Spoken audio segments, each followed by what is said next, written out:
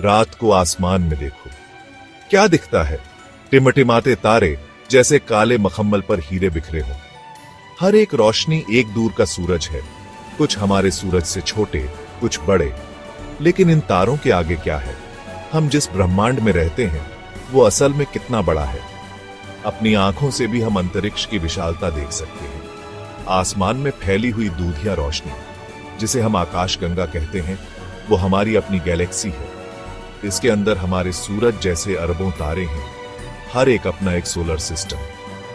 और ये तो बस एक छोटा सा हिस्सा है। ब्रह्मांड जैसा हम जानते हैं वो सब कुछ है। इसमें सारा स्पेस, समय, मैटर और एनर्जी शामिल है। ये इतना विशाल है कि हम सोच भी नहीं सकते। लेकिन इसके बड़े आकार के बावजूद एक बात साफ है, ब्रह्मांड अद्भुत और नई खोजों से भरा है। ब्रह्मांड के साइज को समझने के लिए हमें अपनी आंखों की सीमा से आगे देखना होगा। धरती और अंतरिक्ष में टेलीस्कोप हमें ब्रह्मांड में और गहराई से देखने में मदद करते हैं और हमें ऐसी चीजें दिखाते हैं जो हम सोच भी नहीं सकते। इन टेलीस्कोप से हमने जाना है कि हमारी आकाश गंगा अरबों खरबों गैलेक्सी में से एक है। हर गैलेक्सी में तारे, गैस, धूल और डार्क मैटर होते हैं जो ग्रेविटी से जुड़े होते हैं। कुछ गैलेक्सी हमारी तरह सर्पिल होती है तो कुछ अंडाकार या फिर अनियमित आकार की। इन गैलेक्सी में तारे पैदा होते हैं, जीते हैं और मरते हैं, कभी कभी सुपरनोवा धमाकों में जो पूरी गैलेक्सी से भी ज्यादा चमकते हैं। ये चीजें अंतरिक्ष में यूं ही नहीं बिखरी हैं। ये गैलेक्सी क्लस्टर में होते हैं जो मिलकर सुपर क्लस्टर बनाते हैं। ये सुपर क्लस्टर एक विशाल कॉस्मिक वेब में जुड़े होते हैं जिनके बीच में खाली जगह होती है। इस विशाल ब्रह्मांड में अपनी जगह समझने के लिए हमें अपना कॉस्मिक पता सोचना चाहिए। हम धरती पर रहते हैं, सूरज से तीसरा ग्रह। हमारा सूरज एक साधारण तारा आकाशगंगा के अरबों तारों में से एक है। आकाशगंगा लोकल ग्रुप का हिस्सा है जो लगभग 50 गैलेक्सी का एक छोटा समूह है। Local group Virgo super cluster का हिस्सा है जो खुद अनगिनत सुपर क्लस्टर में से एक है जो ऑब्जर्वेबल यूनिवर्स बनाते हैं। ऑब्जर्वेबल यूनिवर्स का कॉन्सेप्ट जरूरी है क्योंकि प्रकाश को बड़ी दूरियों तक पहुंचने में समय लगता है। हम केवल उन्हीं चीजों को देख सकते हैं जिनका प्रकाश बिग बैंग के बाद से हम तक पहुंचा है। बिग बैंग, वो घटना जिससे ब्रह्मांड की शुरुआत हुई। इसका मतलब है कि ऑब्जर्वेबल यूनिवर्स सीमित है, लगभग 45 अरब प्रकाश वर्ष के दायरे वाला एक गोला।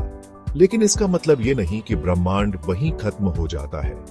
ब्रह्मांड शायद उससे भी आगे फैला है, शायद अनंत तक। हमारे कॉस्मिक क्षितिज के आगे क्या है, ये आज भी एक रहस्य है।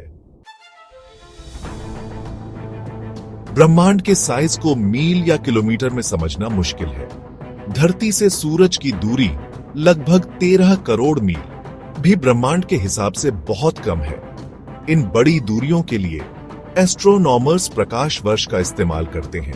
एक प्रकाश वर्ष वो दूरी है जो प्रकाश एक साल में तय करता है, लगभग 60 लाख करोड़ माइल। सोचो, अगर सूरज एक चकोतरा जितना हो तो धरती एक छोटा सा बिंदु होगी, 5 फीट दूर। सबसे नजदीकी तारा प्रोक्सिमा सेंटोरी एक और चकोतरा होगा 2500 मील दूर, लगभग न्यूयॉर्क से लॉस एंजल्स की दूरी। और आकाशगंगा अपने अरबों तारों के साथ हमारे पूरे सोलर सिस्टम में फैली होगी। इन दूरियों का मतलब है कि जब हम दूर की चीजें देखते हैं तो हम समय में पीछे देख रहे होते हैं। 100 प्रकाश वर्ष दूर एक तारे का प्रकाश 100 साल पहले उस तारे से निकला था। दूर की गैलेक्सी देखकर हम अरबों साल पीछे देख रहे होते हैं, ब्रह्मांड को उसके शुरुआती समय में।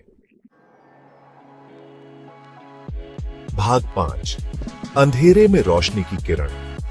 ब्रह्मांड को समझने में प्रकाश का बड़ा रोल है। ये सबसे तेज चीज है, लगभग 1,86,000 मील प्रति सेकंड की रफ्तार से चलती है। सोचो, प्रकाश 1 सेकंड में धरती के साथ चक्कर लगा सकता है। इतनी तेज रफ्तार के बावजूद प्रकाश को तारों और गैलेक्सी के बीच की दूरी तय करने में समय लगता है। जब हम तारों को देखते हैं तो हम उन्हें उनके अतीत में देखते हैं। सूरज का प्रकाश धरती तक आने में लगभग 8 मिनट लेता है। यानी हम सूरज को हमेशा 8 मिनट पहले जैसा था वैसा देखते हैं। कोई चीज जितनी दूर है हम उसे उतना ही पीछे के समय में देखते हैं। जब एस्ट्रोनॉमर्स अरबों प्रकाश वर्ष दूर गैलेक्सी का अध्ययन करते हैं, वे अरबों साल पहले के प्रकाश को देखते हैं, जो ब्रह्मांड के शुरुआती इतिहास की झलक देता है। भाग 6, फैलता हुआ क्षितिज। 20वीं सदी की सबसे बड़ी खोजों में से एक ये थी कि ब्रह्मांड स्थिर नहीं है बल्कि फैल रहा है। इसका मतलब है कि गैलेक्सी के बीच की जगह लगातार बढ़ रही है, जैसे आटे में खमीर उठता है। एडविन हबल, जिनके नाम पर प्रसिद्ध स्पेस टेलीस्कोप है, ने 1920 के दशक में ये खोज की थी।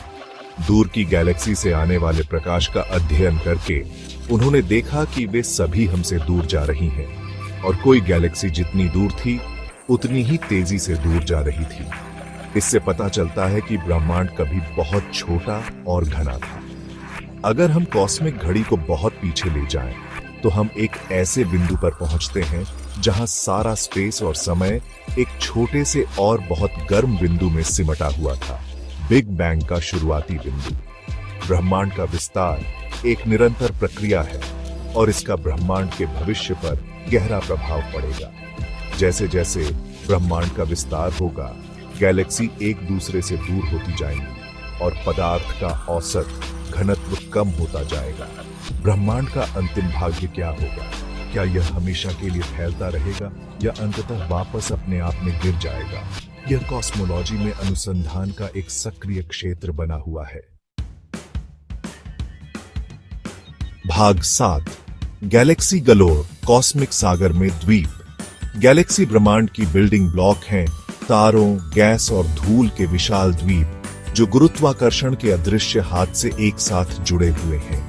वे कई तरह के आकार और आकार में आते हैं। हमारी अपनी आकाश गंगा जैसे राजसी सर्पिल से लेकर विशाल अंडाकार गैलेक्सी तक, जिनमें खरबों तारे होते हैं।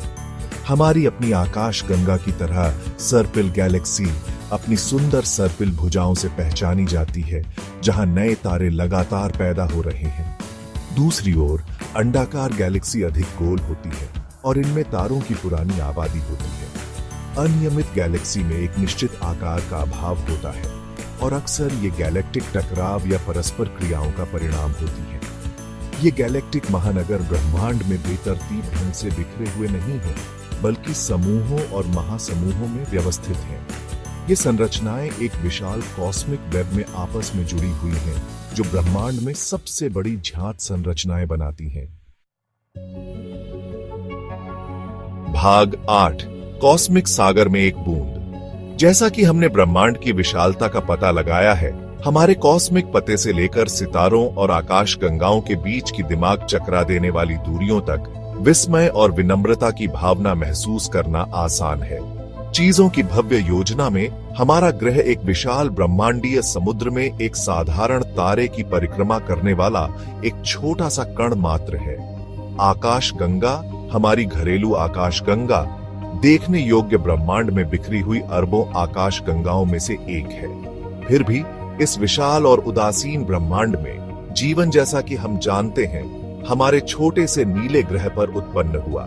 हम ब्रह्मांड की उपज हैं, उसी स्टारडस्ट से बने हैं जो अनगिनत सितारों और आकाश गंगाओं को बनाते हैं, जिन्हें हम देखते हैं। हमारा अस्तित्व जटिलता और सुंदरता पैदा करने के लिए ब्रह्मांड की विस्मयकारी शक्ति का प्रमाण है।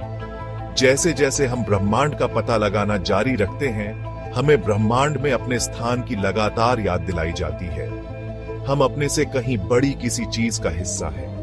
एक विशाल और प्राचीन कहानी जो अरबों साल पहले शुरू हुई थी और आज भी सामने आ रही है।